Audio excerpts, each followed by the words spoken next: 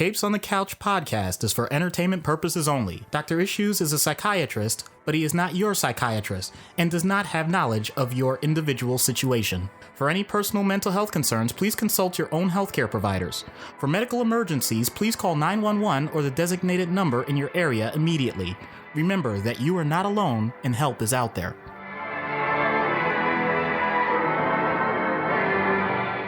Hello and welcome to Capes on the Couch, where comics get counseling. I'm Anthony Sitko. And I'm Dr. Issues. This is issue number 153, Holding Out for a Hero. This is not an hour of Bonnie Tyler singing references. I'm sure there will be one or two, but Matt, as he is wont to do, has given us a theme.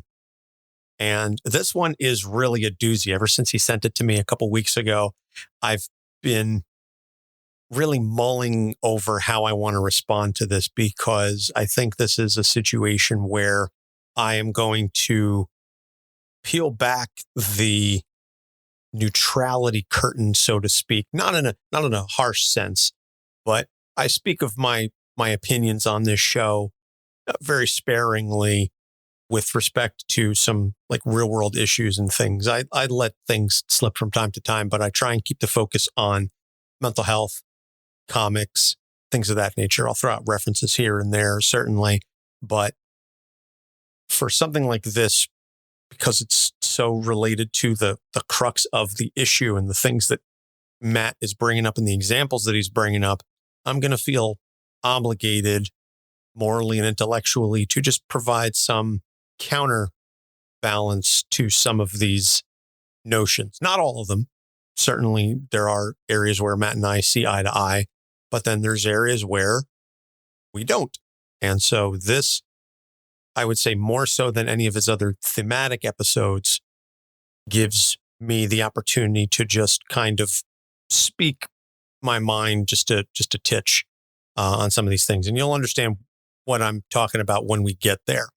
So I'm just going to go ahead. Oh, before I go, Doc, you got anything you want to? Yeah, there's a couple of potential topics. Depending on how long this episode runs, I'll do my best not to bogart it, but definitely there are some opportunities where I may overstep my bounds, and I'll do my best not to, because the whole point of this podcast is my role as a psychiatrist, not my role as a person in the political sphere, a person in the financial sphere. And that's the part where, depending on how far we go with this, I have some significant opinions, but once again, I'm not sure that really is going to be on brand. Not that I'm trying to sound like we are 100% just salesy in what we do, but actually it's more the authenticity of staying to what I think our audience needs to hear, as opposed to what I view the world to be. There is a difference. I like the fact, and Anthony knows this about me, I have no problem with people having different views. And I actually think that's what the world needs. The part that makes me a super weirdo is that if anybody ever wants to show me that they truly are about overall world benefit, have someone from an opposing party in your own system. I dare you. And if you can do that without destroying what you believe in, then I think you actually have something that's truly long lasting and worthwhile to the rest of the universe. And if you're not willing to do that, then you know what? You might still do a lot of good, but it's going to have its limitations. And I will do my best to leave it there, because this is the most enticed I've ever been to really get into some things that might get me in trouble with my mouth. So I'm sure at this point now, Matt is listening to this going, okay, bring it on, dudes. Because that's who Matt is. He's certainly never one to shy away from an intellectual debate. And it's one of the reasons why we've been friends as long as we have. Seriously, I don't have very many friends left from college, and he is one of a literal handful. So, as is Matt's style, he wrote a lengthy description with numerous examples. So allow me to read his background. Holding out for a hero. Not just the single most overused song on movie soundtracks in the 21st century. You're not wrong there. Also the name of a trope denoting the tendency of individuals, governments, and entire societies who exist in worlds where there are superheroes fighting crimes and averting disasters all over the place to become overly dependent on them, to the point where heroes actually breed a degree of learned helplessness at best and breathtakingly casual recklessness at worst. Do I need to take the time to check that my safety harness is properly fastened before I climb up this building's spire to do maintenance? Nah, if I fall, there's someone out there who will save me. Do we need to spend hundreds of millions of taxpayer dollars to install positive train control throughout our rail system? Why? It costs nothing for a superhero to just save everyone whenever there's a derailment. If they're a super strong superhero, they'll even put the train back on the track for us. Should the government seek a diplomatic solution in this international conflict? Are you kidding? Look at all these superheroes we have on our side. We'll do whatever we want and you can take it up with them if you have a problem with it. This is one of my favorite storylines of the superhero ethos. The conflict between helping people and making their lives better versus doing so much for them that they lose the ability or the will to do anything for themselves. Probably because it's extremely relatable here in the real world. Sociological interactions from the individual level of parent-child all the way up to the global level of government-citizen have always involved a need to strike that kind of balance. Guaranteeing people safety, security, and relative prosperity has a tendency to lessen the responsibility people feel for providing it to themselves and one another on an individual level. Superheroes intervening to solve dangerous situations as they're happening can create a type of bystander effect that dissuades anyone else from even trying to help out, especially if it's something that's an everyday occurrence. Man, oh man, does this have a lot of real-world parallels that we'll get into. But first, as always, some comic book examples. Elliot S. Maggins' classic Must There Be a Superman? The Guardians of the Universe let Superman know that one of the tenets of the Green Lantern Corps is to handle the much larger world-threatening crises and to not do everything for sentient races because it can actually stagnate evolution itself. When Superman gets back to Earth, he tests the assumption out by landing in a random small town where the citizens ask for his help with everything, including fixing a leaky roof. During Mark Waid's first run on The Flash, a recurring theme is that part of the reason that the scientific community of Central City is so groundbreaking in its work is that they can push the boundaries of safety in their experiments well beyond what would normally be considered acceptable. They view having the Flash around if anything goes wrong as the only safety measure they actually need. Ultimate Spider-Man Annual number 2. After Peter's 9th or 10th run-in with the Shocker, he is shouting at the top of his lungs in frustration as to how he's still not in jail after all the times he's been caught. Thankfully, Foggy Nelson happens to be nearby because Foggy is the only good attorney in the Nelson and Murdoch law practice. That's just my 2 cents on that. Foggy tells him straight up, dude, you have got to get someone to hang around and give a statement to the police afterwards, or a first-year law student could get any criminal charges dropped. When there's a big crowd of people who just watched a superhero battle, every individual person is going to assume someone else is handling that and go about their day. Number 4, Watchmen. And this is definitely one of the examples I was thinking about when Matt told me about this topic. President Nixon doesn't even try to reach a détente with the Soviet Union or China at the height of the Cold War. America has Dr. Manhattan as the ultimate trump card against anything the communist world could ever do. As a result, they wipe out the North Vietnamese army in a heartbeat and behave aggressively on the world stage throughout the 70s and 80s. This bites them back in a major way when Manhattan decides he doesn't want to be a part of humanity anymore and leaves Earth. Superman Red Sun. A villain-ish example. Superman creates a utopia in the Soviet Union largely by solving all of the problems that arise himself, but he's cognizant of the fact that he's doing it and tries very hard to get his citizens to start stepping up and following his example. He also could simply take over the world and install communism upon all of humanity by force, but it's critically important to him that humanity make the choice to adopt it themselves, or the ideology won't have triumphed, only he would. Why don't you just put the whole world in a bottle, Superman? Famous line. I love that story. We covered that for a Patreon trade paperback review. That's right. It's one of my favorite Superman stories. I love that. So, real world examples. And now is when we're going to kind of take it one by one, because otherwise it's just going to be us just reading Matt's diatribe.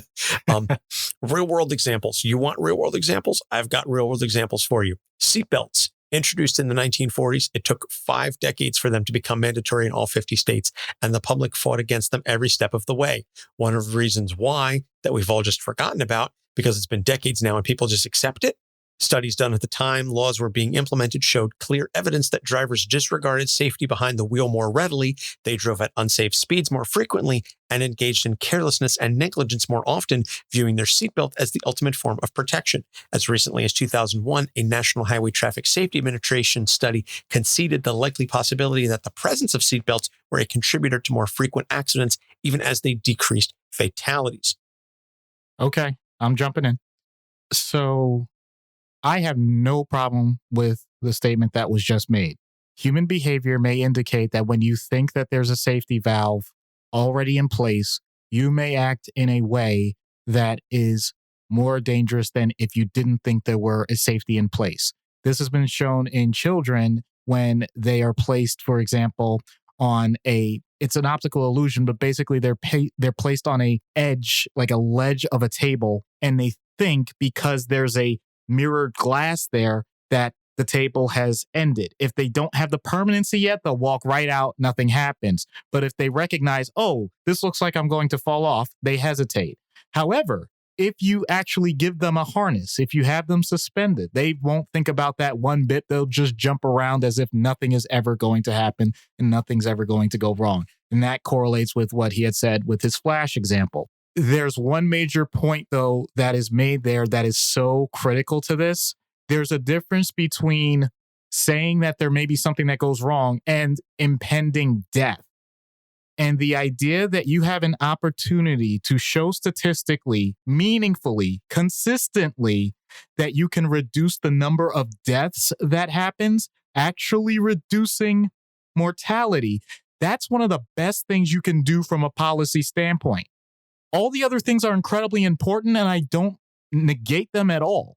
But there's a reason why those go into play. There is a reason why, for example, something that I deal with all the time, patients complaining to me, I'm going to veer off just a little bit, with DUIs. They point out, I only had 1 or 2 drinks.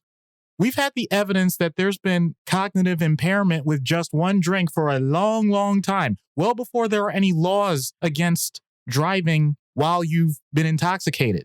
We've expanded that to include other substances, even if a person doesn't receive a urine test as opposed to a breathalyzer. There's a reason why those things came into play, and thankfully it was due to evidence base. It's the same reason why we're cracking down on texting while driving. It has nothing to do with the idea that you're trying to withhold someone's liberties because they're going to be more free to do things, if you really want to go that far, about how they're handling situations. It's because the value of life itself still holds a strong, strong value. And I'd rather have somebody really pissed off at me that they're going to get ticketed for a seatbelt infraction, in other words, not wearing one, rather than scraping them off the side of the road because, well, what do you know? They decided not to wear it this one time, as opposed to the number of people that unfortunately don't follow regulations as well and get pulled over for speeding tickets because there's still regulation about that, even if they speed more because they're wearing their seatbelt. All right, diatribe off. To relate it to the comic, yes, Flash has a huge influence, and Flash has even been shown at times to literally be on an infinite loop of always being in his hyperspeed mode, constantly surveilling things and trying to fix things over time, and how it impacted his family because that's all he ever did.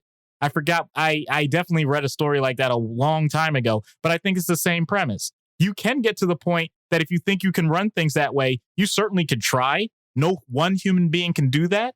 A government agency may be able to do that. A corporation may be able to try that. But ultimately, it's still going to come down to the individual actors. And so I understand the idea that agencies may overstep their bounds in terms of how they're trying to apply that policy to others. But that doesn't mean that it gives the agency complete carte blanche to do whatever it wants, because you're still going to have people making those individual decisions. And I'm not exactly sure we're ever going to get to the point, whether it's a traffic stop, whether it's people responding to an emergency or any of the other things. I know we'll get into that later. I'm not sure we're ever going to get to the point where we can say, well, it's because of that agency's fault and how they put in a policy that other people are acting in a way that's irresponsible. And we're ever going to say, well, you know what? Never mind. We'll ignore it, or we're going to just blame it all on that particular one agency for how they decided that they're going to run things. Last time I checked, anytime there's been a court hearing or ruling on things like this, it still comes down to that one judge that plaintiff, that defendant, or that prosecutor and that defendant and the jury that's involved if it's a jury case, or the judge if it's a bench trial. Either way, you're still dealing with individual human beings that are going to have their own biases, motivations, and emotional factors that are going to cloud whatever we consider to be the facts. I was just going to say that as someone whose day job is literally working in transportation, that the number of safety features and factors that are taken into consideration when I'm dealing with engineers working on projects. I myself am not an engineer, but I've been at the department long enough to kind of absorb some of this information, at least on a macro level. I'm certainly not going to go out and create these projects myself, but enough on a macro level to be able to say, okay, these are safety factors that need to be taken into consideration. And when we're presenting these projects to local officials, to have mayors, engineers, administrators, traffic control officers saying, oh, you don't need that because we know this area and we know that's not really an issue. I'm sorry, what? We can't eliminate our liability and our responsibility just because you say, oh, that's not really necessary. You don't need that. Because heaven forbid somebody disregards that and speeds, is not wearing a seatbelt, whatever, and you have to scrape them off the sidewalk. You have to use the jaws of life to pry them out because they're pinned against the guide rail or they ran into the end treatment. And now what was at one point the end of a guide rail is now, 3 feet into their back seat. And they go, well, you should have done something about this. I'm sorry. What? So let's talk about COVID. I mean, as of when we're recording this, the federal mask mandate was just lifted. And what you ended up seeing was mid-flight pilots announcing the mask mandate has been lifted and people taking the masks off with no regard whatsoever for the safety of everybody around them. Now you've got immunocompromised folks on that flight that when they took off anticipated, okay, we're all going to be safe. We're all going to follow these rules that have been established. Halfway through the flight, now folks are taking it off. The vitriol and the anger that has been dictated and espoused towards these, what I were led to believe, common sense safety measures is unreal. And I think part of it is because they have been portrayed in the media and through political spin as restrictions and limitations on people rather than common sense safety measures by people that have limited or no understanding of science. It is incredibly frustrating that the judge that struck down the federal mandate said, oh, masks only stop the virus droplets. They don't actually stop the spread of the virus itself. What do you think is the transmission medium for the virus? Dipshit. It's the droplets. I don't claim to be a virologist. I don't claim to be a scientist. My degree is in communication studies. So I'm as far removed from a science degree as possible, but it's common goddamn sense. The point that I'm getting to, and because I'm trying to keep this somewhat on the rails, pun intended, is that it's very evident that we have a not small portion of society that thinks that freedom to act equals freedom from consequences of those actions. I'm not going to get into the cancel culture discussion and why that's all a crock of horse manure, but freedom to act does not equate freedom from consequences. And also just one last thing, and I'll move on. Matt does make an excellent point with this though, because there is something that actually has shown to be a potential detriment despite the attempts at safety, and that is the variation of car seats at an incredibly early age, especially the ones that say that they have the rigidity within the head and neck area where that may actually have backfired depending on not only the orientation of the seat, but also whether or not it is in the front seat or back seat. There definitely is still some room where we may have just gotten that totally wrong. So I also want to acknowledge that there are times where policy gets put in place because it sounds common sense, but later on we get more direct evidence based on events that happen and say, unfortunately, because of those negative consequences, whoops, yeah, which doesn't help anybody for what's happened prior to that. So, as intense as myself or Anthony may sound when we describe these things, I really am, and I'm not saying this with ego. I'm saying this with I'd like to think decent confidence. I always try and look at both sides of a certain discussion. And even if I come down on one side or another, I certainly will point out flaws. And that's, oh my God, I'm going back like to our third episode. Rather than straw manning, where you take a side of an argument and you try and just create a false foe that you can easily knock over, steel man it. Take your own argument, put it against something that you think is actually infallible, and still find a way to make your point valid.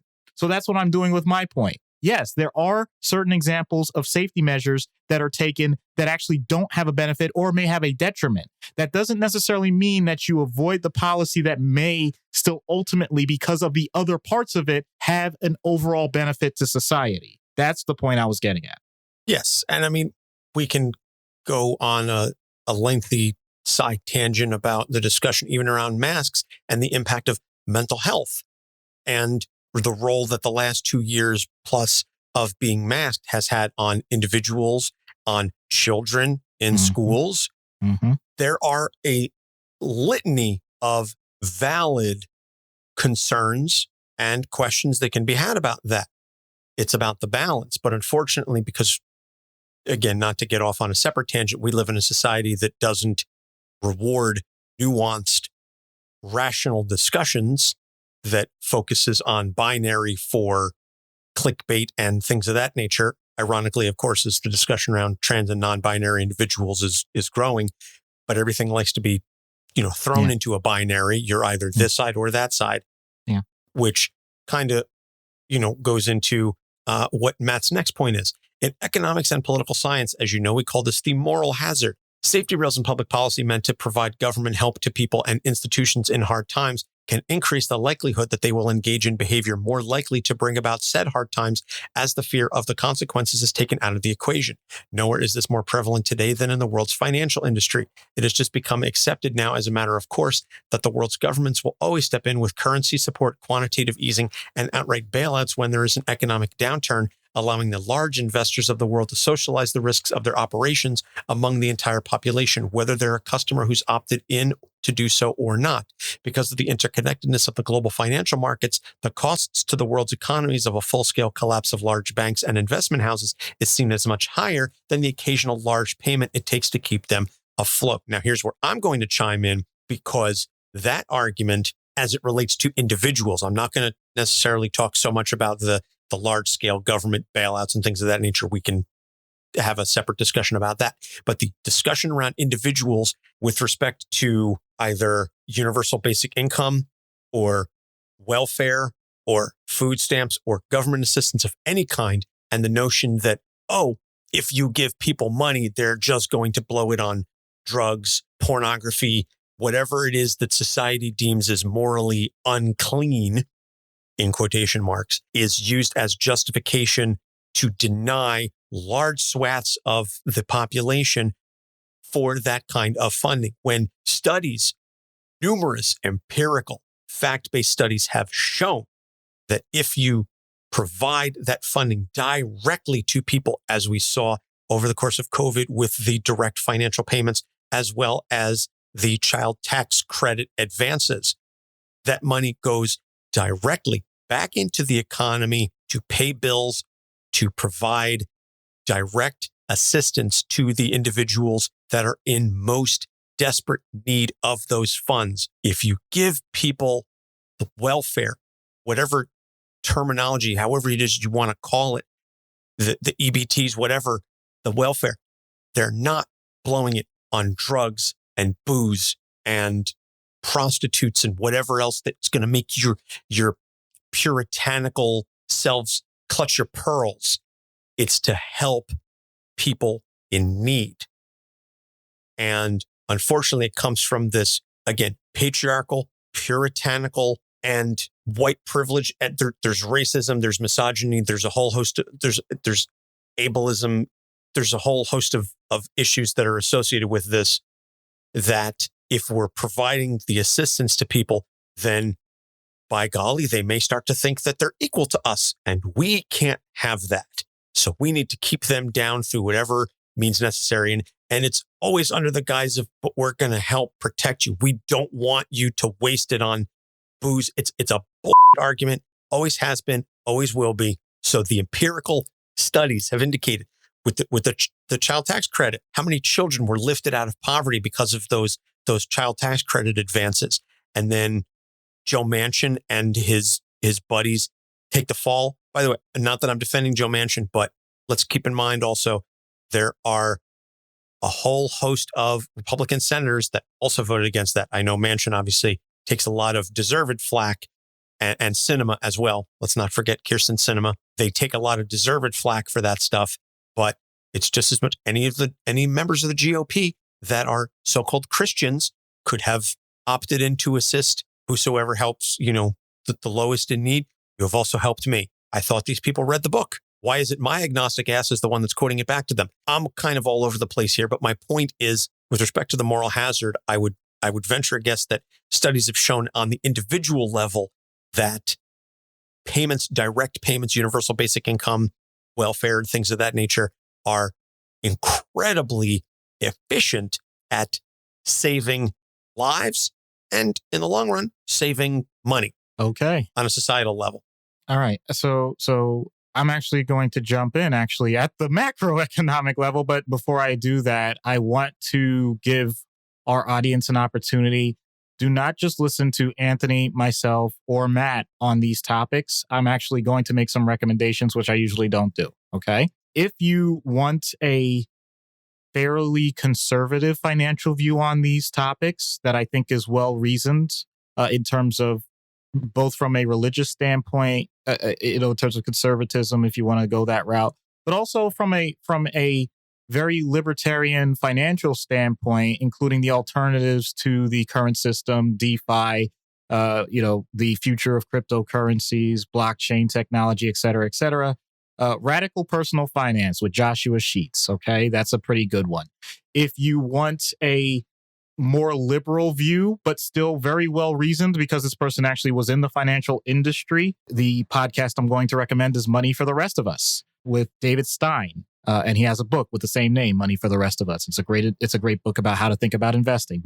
And they've actually been on each other's show and had debates about these types of topics. That's why I'm recommending both of them. And I think they're both amazing at what they do. And if you want a much more generalized view of all of this from an intellectual level, Freakonomics, just about any freaking topic that they do, it's a book, but the podcast extends way beyond that. You'll learn a lot about these types of issues. I'll just lead with that, okay, if you really want to expand your knowledge. Now, for my actual views on this as well, I love the fact that Matt pointed out that currency support, quantitative easing, and bailouts. Okay. The whole too big to fail thing when we had, the whole Lehman Brothers collapse in 2008. The reason why the Fed decided to do that wasn't because they figured, well, let's keep the interest rates as low as they can be so that the debt will be cheaper and we'll be able to make the payments. That was a huge part of it. I'm not denying that. I'm saying that was not the driving factor. The driving factor was there was no intervention that was large enough during the Great Depression to stop it from becoming a depression in the first place. The reason why we call it the Great Recession is because despite all the pain that happened, we didn't end up with a panic level, which we used to get in the 1800s whenever there was a financial collapse. There was a reason it was called a panic. It was literally the idea that if enough people were concerned about the financial status of the country, that you could literally just make a run and shut it down. We are no longer at that point, and that's a good thing because you do not want a situation where your own citizenry don't know if they can use their dollar bills to actually buy products. That is not inflation. Inflation is the idea that the price of things is going to go up and therefore your dollar is worth less than what it was before. That has been true forever. There is no financial system where that doesn't happen. If you have that type of closed financial system, the only way that you're able to keep that going indefinitely is pure bartering.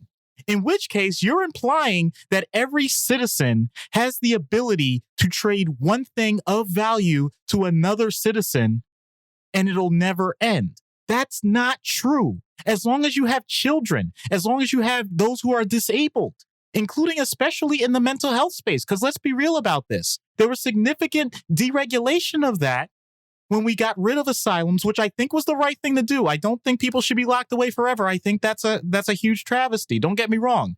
Psychiatry has a horrible history with this. But still, the idea that you had people that did not have the resources necessary to survive in the world, and yet the idea was for the sake of their own humanity, simply release them without said resources, that's one of the greatest travesties that we've ever committed. So to bring that relevantly to what we're talking about right now, where you mentioned the whole financial thing, I think the important thing is it's better for people to be complaining, grumbling, and doing all those things about how we're having spikes of inconvenience rather than total destruction, which has been much closer in the past.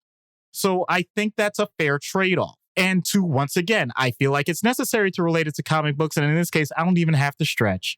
Superman, Peace on Earth. He tries to eliminate world hunger. He actually did the numbers himself. He focused on grain because it's the simplest product that you could do that could feed the most amount of people. And you could do it economically. You could do it cheaply. And yet, because of a lot of the political factions that were involved, a lot of the grain was destroyed. People that, and I know how it was drawn because that was the way it was supposed to evoke it, similar to how welfare queens are used as examples of how the system is misused, of children grasping at Superman as he's standing there. And the point that he has a look on his face that he's so overwhelmed that he spins around, digs a tunnel so that he can get to another part of the earth so that he wouldn't have to deal with looking at all those faces at that time because he knew he couldn't just do it all at once in that moment. Or when they have people lined up and they're ready to shoot them because it's a dictatorship, with the point that just because you have a view of how the world runs, until other people have that view, you're always going to be in conflict. And he's able to protect the people, but instead they shoot the grain. Because the whole point is if we can't have it, no one can, which still is a very valid point as to how people view the world sometimes. So the idea that we are able to create a system that economically is able to do so much and so much good for people, including the capitalism involved, but recognizing that there's a limit to exactly how that system can run without senses of corruption, without senses of theft, without the idea that there is a basic underlying moral value to the fact that regardless of what we put monetarily, that there is the essence of human life that still has to be put at the forefront. All of that comes into play when these policies are pretty much mandated. And the idea that just because you want to have something that isn't controlled by a central agency or government, it's a wonderful idea until it isn't. And what I mean by that is, if you have that in place, let's say anonymous or pseudo-anonymous transactions via Bitcoin or whatever cryptocurrency that is has no one to back it, heaven forbid that person was coerced to do that at gunpoint, and now you can't report it to anyone. There is no SEC. There is no FTC. There's no one that's going to be able to reverse a 36-letter key that you just used to make a transaction that was fraudulent with someone else because they happen to think your money was so much more important for their well-being than for yours.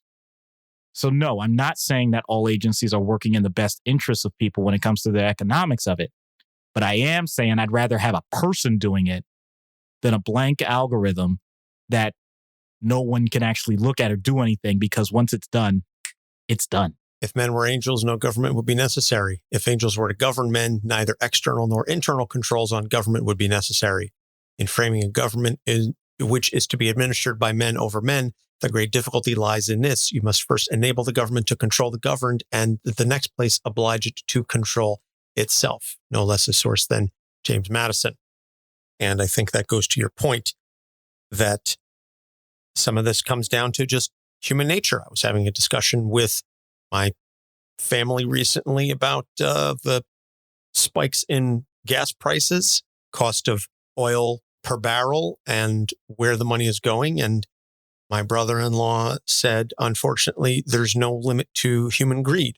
And my response was, They found one in France in 1789. It was attached to a guillotine, but they did find one. I'm just saying.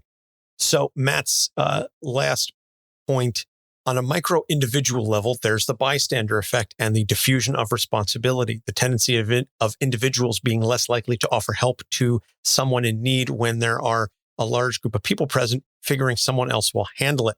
The Kitty Genovese case that first brought these terms to the lexicon in the 60s has largely been discredited, but for my money, you need look no further than any instance where there's someone in some kind of dangerous situation anywhere in a public place. What is the first thing almost anyone does?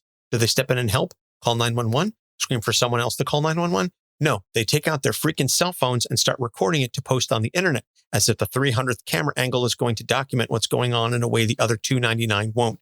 It drives me freaking nuts. And to that I say, World Star! But yes. Okay, so wait, I'm going to jump in right there because thankfully there's enough time and space with this where screw it, fully well people are going to try anyway. But the point is, had a case where World Star was definitely involved in terms of verifying what the report was. So the whole Pixar didn't happen thing, yeah, that is a thing when it comes to serious mental health events. Okay, I'm just going to point that out. So the thing is, what I'm trying to say though with that is that there is some validity to the idea that you do want evidence of things that happen that are for better or for worse. And actually that goes back to the whole Spider-Man reference of making sure you have witnesses to something.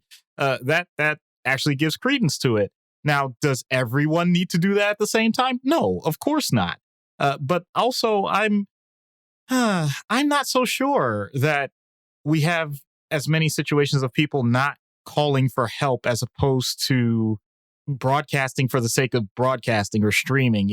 I challenge that.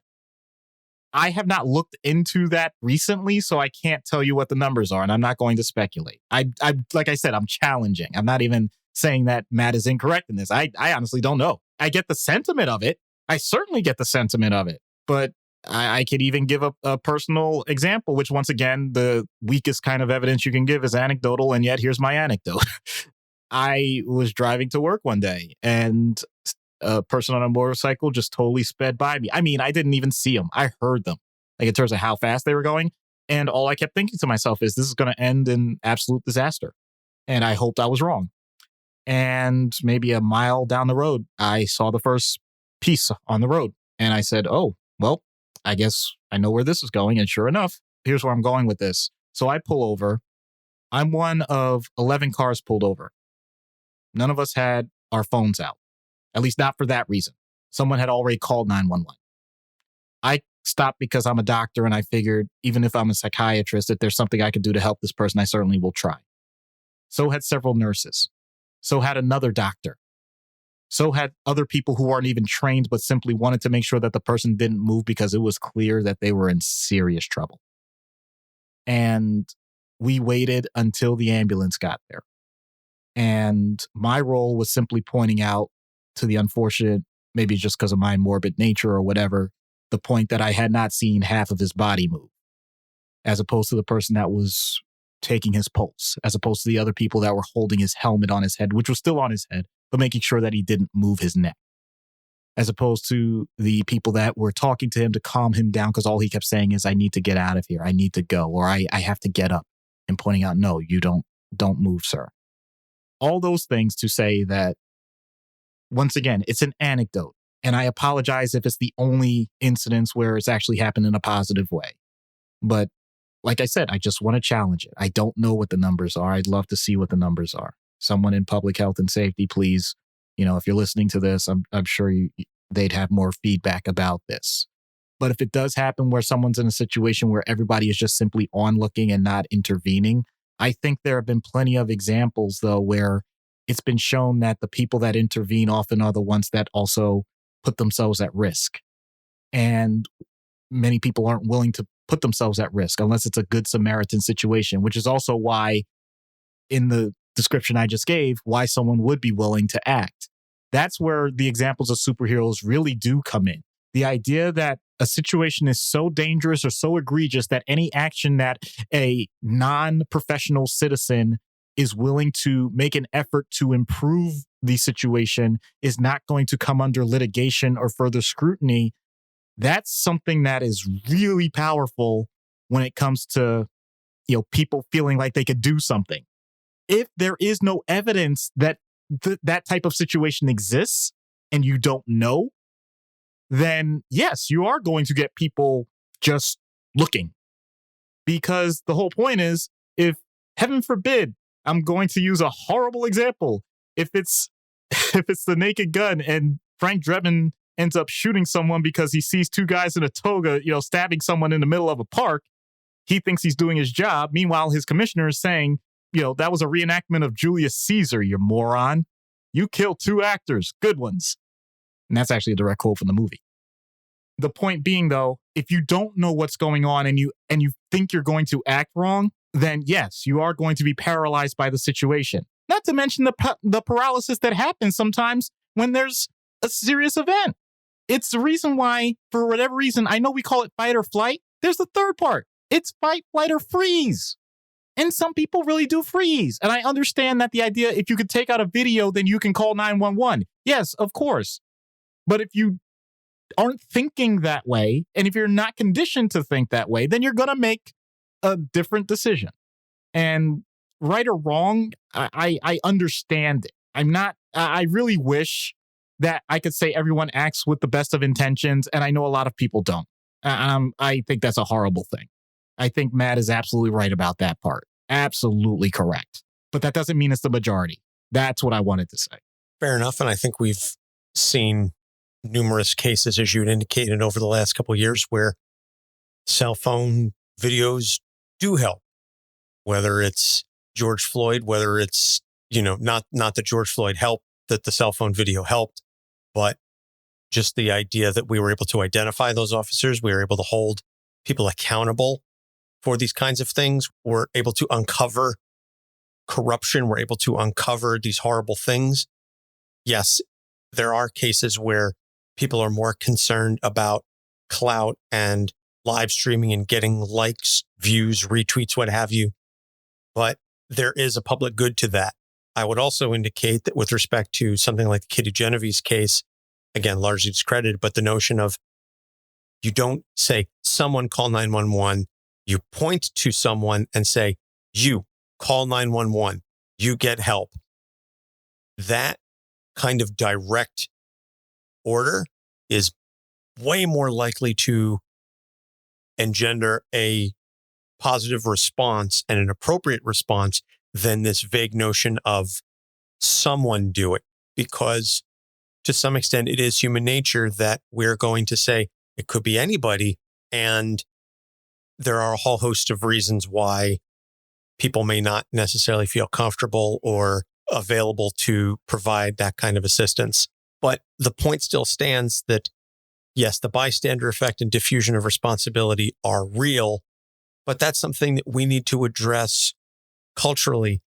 And I would also venture to say that's much more prevalent in America than elsewhere in the world. Not to say that other parts of the world don't also have these problems, but for lack of a better term, cultural selfishness that exists in the US is much more baked into who we are culturally and how we identify this notion of individualism and things of that nature, that it comes out in those kinds of ways here in America versus over in Europe or in Asia or in Africa, where culturally the community is much more focused on.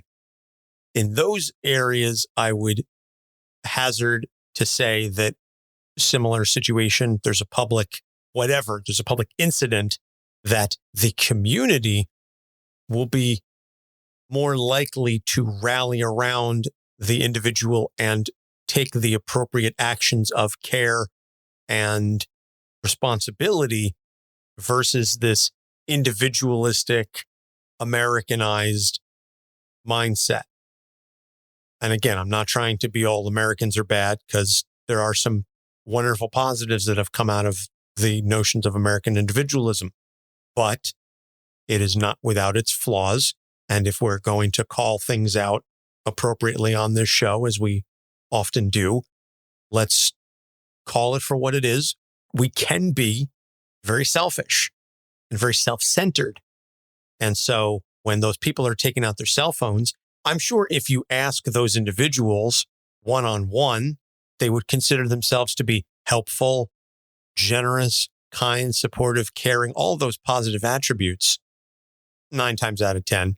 But in the mob mentality, it's a psychological thing. I'm sure Doc has done numerous studies on this, that if it's the mob mentality, that has nothing to do with the holding out for a hero. That has nothing to do with the superhero nature of it, or to Matt's point, on the bystander. That is a psychological thing that we as creatures, as animals, have evolved to follow the pack mentality. That is something that, better or worse, still remains in our evolutionary design, something we can hope and aspire to overcome. But I don't foresee that happening anytime soon, if I'm being perfectly frank. Well, let's look at, these examples given and the medium that we're talking about. If we're talking about comics and we're talking about superheroes, what are we looking at? We're usually not looking at situations where you have a villain who is coming up with a plan and then a superhero that is looking to find the positive light of what that plan is and helping the villain implement it in a way that's going to do less damage. We're talking about a fight. And it's the nature and why we read these things to say, well, let's see how this plays out. We want to know the story. We want to know the outcome. And there is a part of us. I've said numerous times that I'm a fan of MMA and boxing and all those things. Why am I? That's barbaric. It's because it's the idea of one human will against another and how that interaction is going to occur with one person eventually finding a victory out of it. Usually, it doesn't usually end up in a draw. Well, if you take that out to its most extreme format, if you have a horrible scene, whatever it is, in public, because that's usually what we're talking about here. What we're talking about right now is not a private situation where it's significant traumatic events with people who clearly are victimized by a person or group of people that are going to create more problems for them, and nobody else is aware of intervening because of either secrecy, privacy, or just outright, fear of reprisal if they ever do say something to protect themselves. If something is done in public, why on earth wouldn't anybody have a reason to act on it then? Let's be real about that. That's the one time you should always act, in theory. And the answer is because we want to see the result. We actually want to see what happens. That's a very perverse thing to say. And yet, why would there be multiple people that are attracted to these things? There's a reason why we colloquially call things a dumpster fire, a train wreck. People are on a collision course. All these metaphors, all these things that we say is because it's naturally attractive to us because we want to see the resolution of a major event. It's not that the event itself is bad. It's just that we know that it's significant in some way.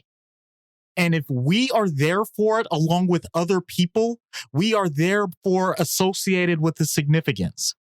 If you put it in a positive light, there's a reason why people sometimes that you haven't seen in a long time will go to a wedding or a funeral or a graduation or any other major event. It's because that sense of community can be created in an instant based on some very finite moments. And it's hard to organically create that any other way. It's a shame that it comes from tragedy sometimes, and more often than we would like. Where were you when the towers fell? I mean, for our generation, that's a very, where were you when 9/11 happened? That kind of thing. Where were you when Kennedy was shot? Where were you when the Berlin Wall fell? Where were you when this happened, that happened? We speak of these events. These are tragedy, not the Berlin Wall falling, but you get my point, that these are major historical events and we talk about them. Where were you? That yes, this happened, but let's tie it to the individual. Oh, I was here, I was there. And you get this sense of unity. You get this sense of understanding and comparison of perspectives, because obviously when these types of things happened, we were all in very different places. We were different ages. We were different locations, geographically, etc. So it's this comparison of perspectives, but we never seem to do that to issues. We never seem to do that to the things that ultimately have a massive impact on our day-to-day life. We do that for events. We don't do that for politics. We talk about, oh, where were you here? And you talk and you tell your stories. But when it comes to politics, it's I'm here, I'm over here. Okay, well, either like we're together or you can off. We don't take the time. And I mean, again, I can go off on a whole separate tangent on that. That's largely because my Adderall is wearing off at this stage. It's getting late. So my ADHD is really starting to kick in. But so Matt's final question, which we've kind of like talked around, but his final question is, so as a superhero, how do you use that light touch and do for people what they can't do for themselves without taking away their ability to do anything for themselves?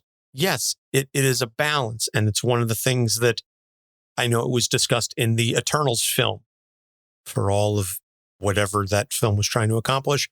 The notion that Brian Tyree Henry's character was creating the technology and things of that nature. And he said, well, I can't create anything too advanced for them yet because they're not ready for it. And they would misuse that. And then when he blames himself for what happened at Hiroshima, you know, that he's beating himself up because they weren't ready for this and things of that nature. So from the superhero perspective, that is very much a trope that gets discussed a lot. And to bring it to the real world, and again, the discussion we were talking about binaries, this notion that liberals and progressives claim that conservatives want no government and they want everybody to do whatever it is that they want with no oversight whatsoever. Conservatives tend to paint progressives as saying big brother government is watching everything that you do and is in control of your entire life. And that's what the Democrats want. That's what progressives want, et cetera, et cetera. And neither of those extremes are true for the overwhelming majority of individuals. Yes, there are extremists on both sides. But I would venture to say that the balance needs to be discussed in a rational manner. But unfortunately, that never ends up the case. But I would posit that if you speak to individuals, they would tend to err on the side of the safety nets, the guide rails, the structures in place to preserve and help folks and uplift us much more readily than, well, leave them to their own devices and they'll sink or swim of their own accord. So there's a very simple technique to do this, and it doesn't have to be in the political realm or anything. It could be any topic. I swear to you, it really is this simple. Take the other side that you as a human being disagree with and make their argument for them. Just do it. The goal is not to change your mind about the topic. Your goal is to do it in a way that's genuine to what a human being that actually has positive goals in their life would want if they're taking that side. Because the second that you do that, the second that you humanize someone that disagrees with you, people feel it. I'm telling you, I've seen it happen where the empathy just shoots off the charts in terms of how they appreciate what another person has gone through or how they're processing information. And once you do that, then those individual conversations actually can happen. That's the thing. They're not going to happen because people just don't like doing it. People don't like that discomfort. People don't like the discomfort of something different, of change, of cognitive dissonance. Yeah, it's very obvious. And if we're talking about the superhero realm with that, I mean, you could look at any of the conflicts that happen. You could look at Civil War. You could look at JLA and Avengers. You could look at Avengers and X-Men. I mean, these things are just organic to who we are. If you get a large enough group of human beings, you're going to end up with splits. And the fact that, as much as I loathe to admit it, the fact that it usually is a split in two is for the sake of convenience, because you can't usually have a nice, even battle with 3 or 4 or 5 different sides. That only works in board games. But really, I'll admit, I have some radical thoughts myself. I'm not going to get into that. Anthony knows how I feel about certain political topics. But my point, to bring it back to just the psychology and psychiatry of it all and all that. Well, I'm not even going to say psychiatry, because psychiatry is different. But yeah, the mental aspect of all of this is, no human being is that far away from another human being that they wouldn't be able to appreciate their circumstance if they actually just took the other side for a few minutes. Nobody. I don't care who you are. Really. I mean that. I believe that in my core. And I recognize that a lot of people listening to this are really upset right now. And that's not the intention. At least not the intention in the way you're thinking about it.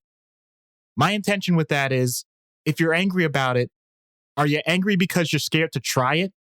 Or are you angry because you hadn't considered it before, and it's been a while in your life before you even gave it the opportunity? So you're going to do it now. Either way, I'm actually happy with that. I can rest easy knowing that we've discussed this in a way that I think is a potential for growth, a potential to show that, in theory, Anthony and I could probably just go ahead and do our political talk show and make some decent money before we get canceled in like a year and a half or something for saying the wrong thing at the wrong time at some point, which would definitely, it's a guarantee to happen. I'm just impressed you think we'd last a year and a half. Hey, man. No, you don't understand. I'm saying we could hop, like, you know what I mean? Because that's pretty much what happened with a lot of these people. They just go from one station to another until they run out. But whatever. I mean, Sirius has a lot of clout though, so who knows? Anyway, this was such an interesting topic for me, because, we're going to start winding down. Obviously, with these kinds of episodes, they tend to go on just a little bit longer, or they can go on a little bit longer because, ironically, there are fewer guide rails, so to speak, for the conversation. And so when we're talking about characters, we tend to be very focused on the issues and the treatment and things of that nature. These episodes are much more free flowing and open ended. But it was a situation where I just wanted to make it clear that I respect Matt, and he and I have had numerous conversations about this over the past 20 years. And holy shit, dude, that's how long it's been since we've been having these conversations. But the idea that we can respectfully disagree on certain things, but not have it turn into vitriol, or I'm gonna cancel being friends with Matt, or he's going to cancel his Patreon subscription because of the disagreements that we have about this. Like, no, that's not who either of us are. And I'm hoping that, based on this discussion that we're having, that our listeners can take something away from this and apply these lessons to their own life, to the conversations that they're having with the people in their lives that they may be disagreeing with, and just come to some level of understanding and appreciation. Yeah, if you want to expand this even more, because I know I already gave the idea in general, but I think we can even make it even more palatable for people. And I had this idea after the couple of Avengers movies that featured Thanos. With the snap, I had this thought, because people were so traumatized by their favorite characters potentially going away or whatever. What would have impressed me would have been if they actually used a random number generator and they used that for the MCU, and they cut it in half and literally just said, okay, these are the ones that are gone. Now we have to make the story with the ones that are left. Because that's really what the snap should have represented, rather than the story that we got, which was amazing. I loved it. But I'm saying I feel like that would have been an opportunity for true chaos theory, outside the box thinking. Why am I saying that out loud now? What I'm saying is, I've already given examples when I mentioned Civil War and things like that, where you could understand ideologically why characters were facing off against one another, even if they were considered quote unquote heroes. Okay. My point is almost like a card game. If you could take major characters that usually work as a team or are known to be a team with other characters that are known as villains or opposing and all that, if you mixed them up, shuffle the deck, you take 4 or 5 of them and you say, what is the common theme that these characters would have? I'm not talking, oh, well, they all wear masks. I'm not saying that, not that superficial. I'm saying from a personality, from a philosophy, from an action standpoint, what do these characters have in common? And if you're able to do that with some really eclectic bunches, then that's how you can tell your brain is really processing what the worlds can be. If you're able to truly do that, and it doesn't just have to be comic books or superheroes or whatever. It could be any form of fiction. And it's better to do it with fiction than with reality because we already try and do it with reality. We already try and pigeonhole each other. Don't do it with them. Do it with the ones that you love. Do it with the ones that you already feel like you know inside and out, and try and just mix the bag a little bit and see what you come up with. It expands your mind, it expands your empathy, and it allows you to live a better existence with people that aren't going to see eye to eye with you on everything. This episode was supposed to talk about the notion that governments or superheroes or larger than individual actors can suppress the desire for people to help themselves. And it morphed into, let's have better discussions with people who disagree with us. No. That's not far off. I'll tell you why. It's because of the illusion of the larger entity. The entity exists, okay? Government exists. Large organizations exist. Corporations exist. The same way families exist. The same way communities exist. But here's the thing, and I'll really end on this one, and I'm going to butcher this once again like I butcher everything. But the point is, it's fascinating. I never did anything because I thought that there was no chance that I could ever change the world. But I realized if I interacted with one person, then that one person would interact with their family. And if I interacted with that family, that means I interact with their community. If I interact with that community, that means I interact with their state. If I interact with their state, then at some point I interact with the country. If I interact with the country, it means I interact with the world. And if any one of those positions at any one of those points changes, then that means that I really did change the world. Don't ever think that there is one thing that's too big for one person, because that's how you let those larger organizations control you. Beautifully said. Was that a quote from something or?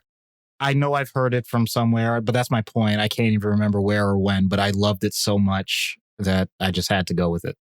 Well, it is beautiful and it's a wonderful sentiment and I absolutely agree with it. My point was just going to be that to what it is that you were saying about government, what frustrates me when people talk about the government as though it is some external entity separate from the individuals making it up. Every single one of us knows somebody who works for the government in some fashion or other. And yet we apply these notions, we apply these actions, we apply these motives to the government as though the government isn't made up of innumerable individuals. Not innumerable. We could certainly tally up how many government employees there are at a given point, but you get what I'm driving at. We depersonalize the government so that we can otherize it and we can turn it into an enemy or a foe. Let's not do that. Let's think about everyone we know who works for the government, whether it's somebody who works, for a county agency, whether it's somebody who works as a congressional aide or legislative aide. Your cops are government employees. Your firefighters are government employees.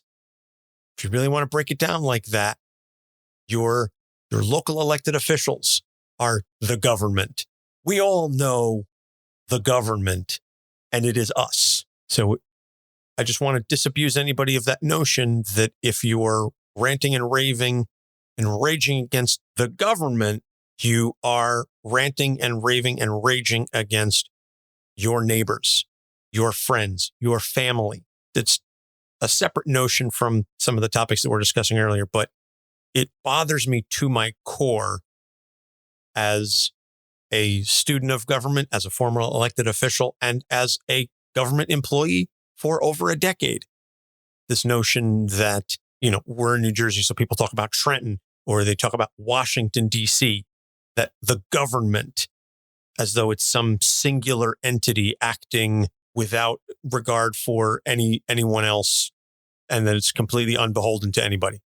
And we've come full circle, because when you actually treat it that way, it makes all the sense in the world to think that you're going to need someone or something that is powerful enough to stand up to that when you dehumanize it. And it allows for you to put on a pedestal that someone or something to accomplish that goal, which is exactly why we bring it all the way to the original point. Not in the way that we expected, but it means that we allow ourselves to believe that there is going to be that hero that fixes it all. We do it every election cycle. We do it every time someone says the right firebrand format to get everyone riled up. It's a lovely sentiment. It's a great thing to have ideals and think that there is a person that embodies all of it, and to have in our world a superhero that does it. And I'm sorry, I'm just saying, there are amazing human beings in the world, but there is no one person that is that. And I don't ever want to give that impression, even with what I'm saying. I think everyone is amazing. I don't think one person is ever going to be that superhero, even if that's the thing that we're looking for to save us. Amen to that. So, we could continue to go on and on, but I think that's as good a place as any to stop this episode. So, recommended reading, I would say those stories that Matt mentioned, Must There Be a Superman? Mark Waid's run on The Flash, Ultimate Spider-Man Annual 2, Watchmen, Superman Red Sun, and then read about the history of seatbelts, read about moral hazard, read about the Kitty Genovese case and bystander effect, and read about how these things are a part of your life and you don't recognize it, and then learn how to critically think and analyze these aspects of your life so that you're at least mindful of them. Because the key is not to eliminate them or say, no, I'm never going to think like this again. You're not being realistic. But if you can say, hey, I'm currently wrapped up in this mentality, or, hey, that's a situation where I see XYZ happening, that's where the magic happens. It's critical thinking. So being able to spot these things and increasing your self-awareness for these types of situations, that's where the change happens. So upcoming episodes, Wanda Maximoff, Beast Boy, and Sue Storm. We're also going to have at some point in there, we will be recording with our Mental Health Avengers. We're going to be doing that very, very soon. It's happening early May. So that episode will drop at some point in the month of May. Not really sure when. I'm also not going to broadcast too much more beyond Sue Storm because, as we've already indicated, late May is when my wife is due to give birth. So we're going to be taking a short hiatus while I cope with having 2 children in the house. And make her help me. I'm going to need all the assistance I can get. So you can find all of our episodes on our website, capesonthecouch.com, Instagram, Facebook, and Twitter at Capes on the Couch. Our Patreon, if you want to be a patron like Matt or like many of the others. Nicole is one of our recent patrons. You can go to patreon.com/capesonthecouch and subscribe, unlock additional material, uncensored stuff, early access, etc. And I think we've rambled on long enough. I would just like to say again, thank you, Matt, for a wonderful topic that I've been looking forward to for a long time, and appreciate the opportunity, as you always give us, to have these discussions, these debates. They're not usually quite this emphatic, but every once in a while we got to do something a little different. So, Doc, the floor is yours. Well, I'm not that strong and Anthony's not that fast, but damn it, we're both fresh from the fight. For Doc Issues, I'm Anthony Sitko. Thanks for listening. See you next week. Capes on the Couch podcast is for entertainment purposes only. Dr. Issues is a psychiatrist, but he is not your psychiatrist and does not have knowledge of your individual situation. For any personal mental health concerns, please consult your own healthcare providers. For medical emergencies, please call 911 or the designated number in your area immediately. Remember that you are not alone and help is out there.